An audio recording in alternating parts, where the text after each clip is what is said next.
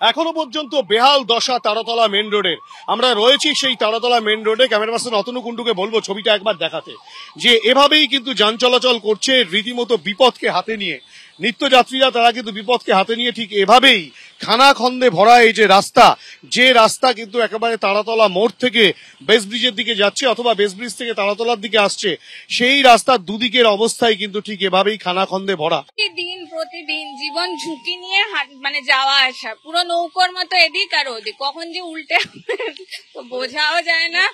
পুরো খানাখন্দ ভর্তি, মানে নৌকোর মতন একদম এদিক আর ওদিক উল্টো। মাঝখানে রাস্তায় নেমে যাই ছেলেকে নিয়ে ভয়ের চোটে, আবার মাঝ রাস্তার থেকে গাড়িতে উঠি। এই মুহূর্তে তো মানে মোটামুটি বেস ব্রিজ না, জিঞ্জিরা বাজার থেকে আপ টু তারাতলা মানে খুবই খারাপ অবস্থা। মানে আমার চোখে দেখা বহু বছর পরে এরকম খারাপ অবস্থা। একদম ভাঙাচোরা। সাময়িক একটু প্যাচওয়ার্ক করছে, কিন্তু আলটিমেটলি আবার বৃষ্টির পরিমাণটাও সেইভাবে বেড়েছে, যার জন্য প্রতিটা মুহূর্তে বিপজ্জনক। বলছি তো, খুবই বিপজ্জনক। তা কিন্তু এখনো পর্যন্ত সংশ্লিষ্ট কর্তৃপক্ষ মেরামতের কোন রকম কোনো পদক্ষেপ গ্রহণ করেনি। যে চিত্র দেখা যাচ্ছে, বিভিন্ন জায়গায় গর্ত হয়ে রয়েছে, বড় বড় গর্ত, যেসব গর্তের মধ্যে জল জমে রয়েছে।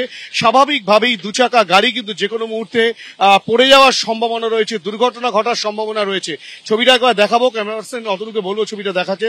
দুচাকা গাড়িগুলো কিন্তু রীতিমতো বিপদকে হাতে নিয়ে আসছে, এবং ছোট গাড়ি বড় গাড়ি যেগুলোই আসছে প্রত্যেকটি গাড়ি কিন্তু বিপদ হাতে নিয়ে কিন্তু এভাবে যাতায়াত করছে।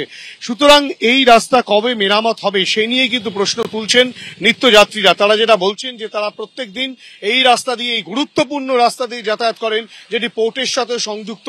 সেই রাস্তার হাল এখনো পর্যন্ত ঠিক বেহাল অবস্থায় রয়েছে, কিন্তু সংশ্লিষ্ট কর্তৃপক্ষ কবে এই রাস্তা মেরামত করবে সেই নিয়ে কিন্তু বড়সড় প্রশ্নচিহ্ন দেখা দিয়েছে নিত্যযাত্রীদের।